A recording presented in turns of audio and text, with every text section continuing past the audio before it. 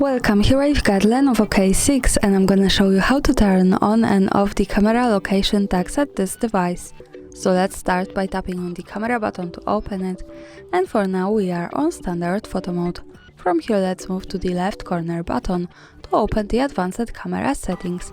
Now we have to focus on this settings bar from the right, so we are in the camera category. Let's move to this button from the left on the settings bar to the general one. And now at the first position we can find the location info option, so by tapping on it we get access to the settings that we can decide to turn it on or turn it off as we need. And when we have it turned on, we can save the information about the place where we take a picture. To make it work, we have to remember also that we have to be connected with the internet, for example the Wi-Fi or mobile data, and we have to turn on the location of this device. So these two parameters, location and the internet, are important to make it work. And that's all, thanks for watching, subscribe our channel and leave the thumbs up.